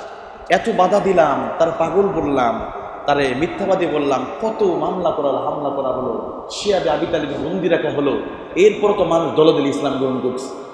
আসো না, এত নতুন সিদ্ধান্ত নেই। তার চেলা জামনটা বাহিনী নিয়ে বসলো, সিদ্ধান্ত আসতেছে, বিভিন্ন সিদ্ধান্ত। তার বাহিনীরা বলল, কোরআনুল কারীম আল্লাহ জানিয়ে দিয়েছেন, ইয ইয়ামকুরু বিকাল্লাযীনা কাফারু লিয়ুসবিতুকা আও ইয়াকতুলুকা আও ইউখরিজুকা ওয়া ইয়ামকুরুনা ওয়া ইয়ামকুরুল্লাহ। আল্লাহু আকবার। তারা যখন বলছে সিদ্ধান্ত, আবু জাহলের এত চেষ্টা করা হলো, ইসলাম দিন দিন এগিয়ে চলেছে, একটি কাজ করা হোক, মুহাম্মদকে দেশ থেকে তাড়িয়ে দেওয়া হোক, তার নাগরিকত্ব বাতিল করে দেশ থেকে তাড়িয়ে দেওয়া হোক। আবু জাহল বলল, না, পছন্দ হয় নাই, কারণ এই মানুষটা যেখানে যাবে সেখানে তার অনুসারী বেড়ে যাবে। সুবহানাল্লাহ। কারণ ওনার চরিত্র তো কেমন, ওনার চরিত্রের সার্টিফিকেট দিয়েছেন কে? আমাদেরটা দেয় কে? মেম্বার চেয়ারম্যান, তাই না? আর নবীজিটা দিয়েছে কে? ওয়া ইন্নাকা লাআলা খুলুকিন আযীম। নবীজির মহান চরিত্রের উপর প্রতিষ্ঠিত, মহান চরিত্রের উপরে তারা চেষ্টা করেছে নবীজিকে, না, সে যেখানে যাবে সেখানে তার অনুসারী বেড়ে যাবে। আজও বাংলাদেশ গোটা পৃথিবীতে ভালো মানুষগুলো জেলখানা থাকলে কি হবে, তাদের সাথে অনেক খারাপ মানুষও ভালো হয়ে যায়, কথা কোন ঠিক কিনা? আমার বন্ধুরা, তারা সিদ্ধান্ত সিদ্ধান্ত নিল তাকে বন্দি করে রাখা হোক খাসার মধ্যে। বলা হলো, আবু জাহল বলল, না না, পছন্দ হয় নাই, কারণ যেখানে সে বন্দি থাকবে ওই মানুষগুলোর সে দাওয়াত দিয়ে ভালো করুন, ওই জেলখানা ভিতর থেকে আবার বিপ্লবের ডাক আসতে পারে, এটাও আমার পছন্দ হয় নাই। আর একজন দাঁড়ায় বলল, আবু জাহেল, আমার একটা সুন্দর পরামর্শ আছে, এক কাজ করা হোক, কথালা ইয়াকতুল, তারা হত্যা করে জন্মের মতো শেষ করে দেয়া হোক। তারা সিদ্ধান্ত নিল, সবকিছু ওকে, নবীজির বাড়ি ঘেরাও করা হলো, রেড দেওয়া হলো, কিন্তু সফল হতে পেরেছে? নবীজিকে আল্লাহ জানিয়ে দিলেন, বিশ্বনবী সেজদায় পড়ে আল্লাহ হাত তুলে, আল্লাহ, আল্লাহ, আমার কোনো অপরাধ নাই, আমার অপরাধ হলো একটাই, শুধু আমি চেয়েছিলাম কোরআন মানার পরে, কোরআন বোঝার পরে, কোরআন আইনকে প্রতিষ্ঠা করার জন্য তারা ষড়যন্ত্র করছে। আল্লাহ, তোমার কাছে একটাই আমার দাবি, তুমি আমার এমন একটা জায়গা পাঠাও যেখানে আমি কোরআনকে প্রতিষ্ঠা করতে পারবো। তিনি দোয়া করলেন, রব্বি আদখিলনি মুদখালা সিদকিন ওয়া আখরিজনি মুখরাজা সিদকিন ওয়াজআলনি মিন লাদুনকা সুলতানান নাসীরা। আল্লাহু আকবার। আল্লাহ, তুমি আমার সুলতানান নাসীরা বানায় দাও, রাষ্ট্র ক্ষমতা তুমি মুহাম্মদুর রাসূলুল্লাহর হাতে উঠায় দাও, তারা তো আমার শেষ করে ফেলে দিবে। আল্লাহ বলেন, ও মুহাম্মদ, চিন্তার কারণ নাই, তারা চিন্তা করলো আপনারে হত্যা করবে, আমি আল্লাহ কৌশল করলাম আপনারে রাষ্ট্রপ্রধান বানাবো। সুবহানাল্লাহ বলেন। ইয়ামকুরু বিকাল্লাযীনা লিয়ুসবিতুক আও ইয়াকতুলুক আও ইখরুজু ওয়া ইয়ামকুরুনা ওয়া ইয়ামকুরুল্লাহ। وَيَمْكُرُونَ وَيَمْكُرُ اللَّهُ।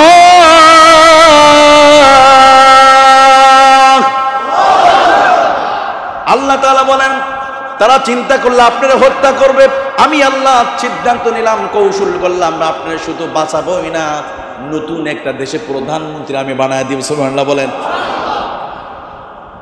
আর নবীজি নিজে কি রাষ্ট্র ক্ষমতা চেয়েছেন, আর আমরা না, হুজুররা শুধু মসজিদ আল্লাহ বিল্লাহ করবে, ক্ষমতা যার দরকার নাই, এমনটি। দেখেন কেন যেতে হবে, নবীজি কেন চেয়েছেন জানেন? এই যে চেয়ারটা কেন গুরুত্বপূর্ণ, একটা এক্সাম্পল দেয় আমি। একটা 10,000 বক্তা বা 20,000 বক্তা 10 বছর ধরে বাংলার মুসলমান থেকে নামাজের ওয়াজ করবে। 20,000 বক্তা 10 বছর ধরে নামাজের ওয়াজ করবে। ভালো করে বোঝেন কেন এই কোরআন পন্থীদেরকে ক্ষমতায় যেতে হবে, এটা একটু ভালো করে বুঝেন। 10,000 বক্তা 20 বছর ধরে নামাজের ওয়াজ করে যত না মানুষ নামাজি হবে, আর প্রধানমন্ত্রী তার চেয়ার থেকে শুধু 10 সেকেন্ড বলবে, আজ থেকে তোমাদের জন্য আমি নামাজকে বাধ্যতামূলক করলাম। আপনারা বলেন 10,000 বক্তার 20 বছর ওয়াজের চাইতে প্রধানমন্ত্রীর কথাই বেশি মানুষ কথা বলেন না কেন? 10,000 বক্তা 10 বছর ওয়াজ করে যত না মানুষ নামাজি না হবে, প্রধানমন্ত্রী তার চেয়ার থেকে যদি বলছে আজকে নামাজ তোমাদের বাধ্যতামূলক করা হলো, কোর্ট কাছারি অফিস আদালতে নামাজ বাধ্যতামূলক, এই কথাটা বলতে লাগবে 10 সেকেন্ড। নামাজ পড়বে না?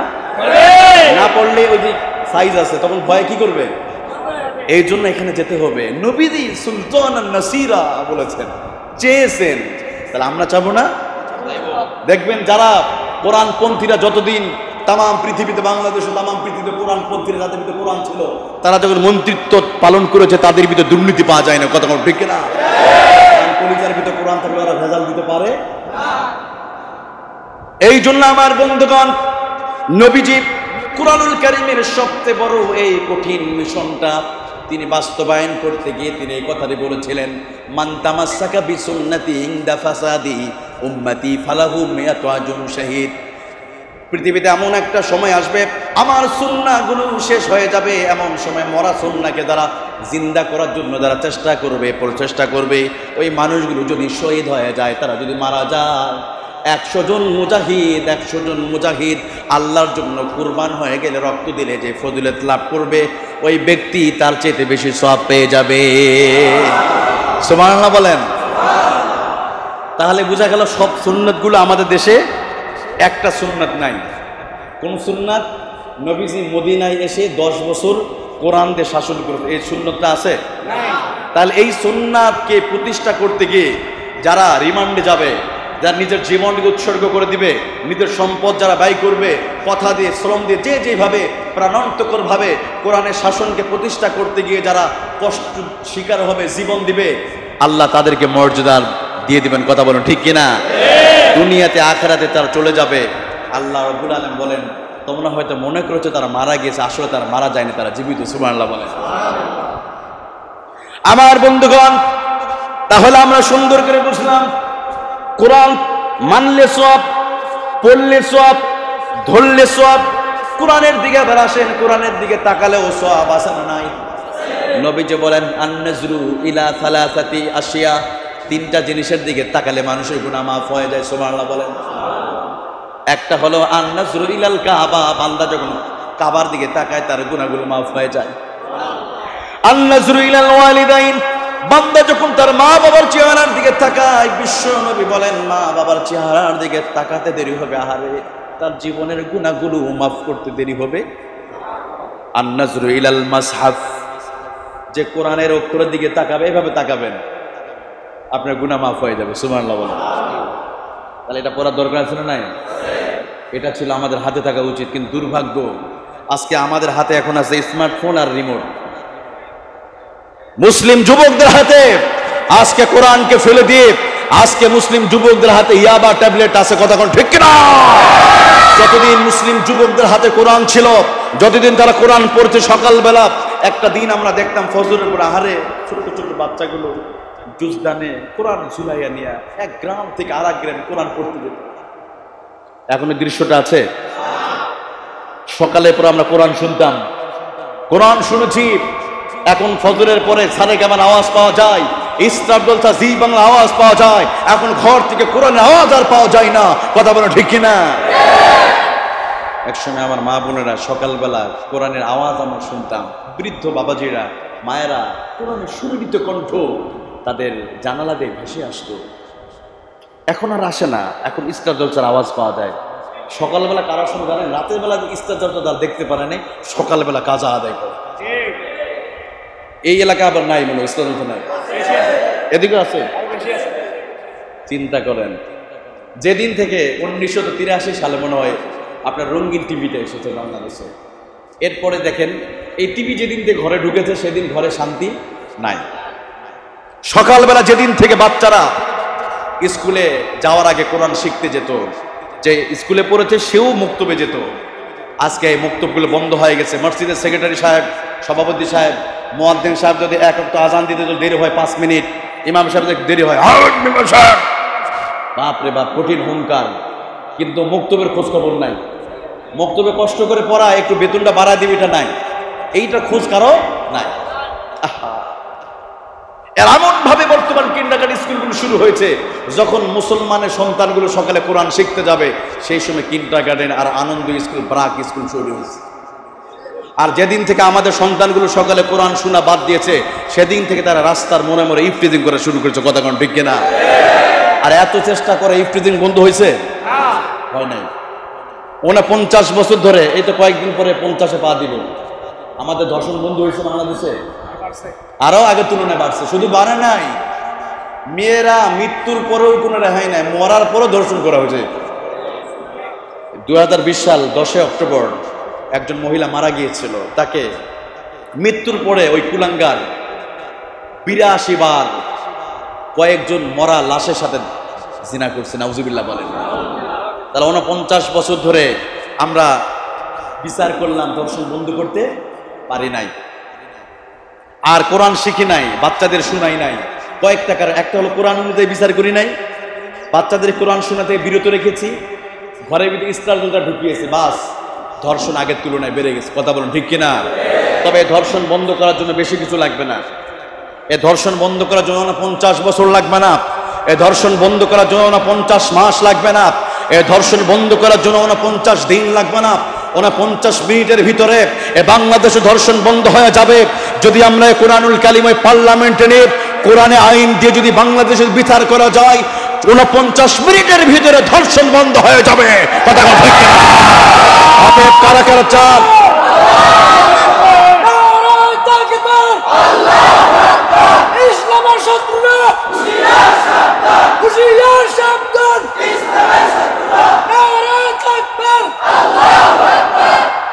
আল্লাহ কবুল করুক, আমিন বলেন। ধর্ষণ বন্ধ করার জন্য এত কিছু আইন, এত কিছুই লাগবে না, শুধু কোরআন জায়গা মতো গেলেই। আল্লাহ আকবার বলেন। কারণ কোরআনের বিচার করলে, যদি বিচার না করেন, কোরআন যদি না চলেন, রাতের বেলা ঘুমাবেন, সকালবেলা আপনার স্ত্রী নাই। এখন তো এটা হচ্ছে নাকি? ওই যে ওই বান্দরবন চলে গিয়েছে, কোথায় কক্সেস বাজারে ঘুরতে গেছে জীবিত অবস্থায়, শালিকে নিয়ে মার্কেট করতে গেছে, শালিকে নিয়ে বাজারে গেছে, সমাজ তখন বাধা দেয় নাই। এবার শালি মারা গিয়েছে, এখন বলছে না শালিকে দেখা যাবে। এবার শালি জীবিত অবস্থায় পর্দা করা দরকার ছিল না, মরা অবস্থা, জীবিত অবস্থায়। আর আমরা করতেছি। এটা কিভাবে সম্ভব ভাই? আবার অনেকে কি করে না, জীবিত অবস্থায় উজু করে না, মরার পর উজু করে। আচ্ছা না, মরে গেলে মানুষ উজু করায়। কোনোদিন জীবিত অবস্থায় নামাজের জন্য উজু করলো না, নামাজ পড়লো না, উজু করে নেয়, মরার পর জোর করে উজু করায়। তো যাই হোক আমার বন্ধুগণ, অল্প সময়ে যে কথাগুলো বলেছি, কথাগুলো খুব গুরুত্বপূর্ণ। কথা কোন ঠিক কিনা? এই কথাগুলো আমাদের আমল করার দরকার আছে না নাই? আরো জোরে বলেন। তাহলে আমরা কি বললাম, কি বুঝলাম? এই কিতাবটা মানলে সোয়াব, মানলে সোয়াব, ধরলে সোয়াব, শুনলে সোয়াব, তাকালেও। আর কিতাবটা 3.5 হাত বডিতে সেট করলো, আর রাষ্ট্রের ভিতরে সেট করলো, আর সব কিছু মানার পরে অন্যকে মানানোর চেষ্টা করে, এটা সবচেয়ে বড় কঠিন। এই কাজটা করতে গিয়ে যুগে যুগে নবীরা জেলখানা গিয়েছে। ওই নবীদের কাজ করতে গিয়ে এখনো আল্লাহর ওলিরা, কোরআনের পাখিরা জালেমের বন্দিশালায় পড়ে আছে। কথা বলেন ঠিক কিনা? আল্লাহ রাব্বুল আলামিন আমাদেরকেও সেই কোরআনের পথে শামিল হওয়ার তৌফিক দান করুক।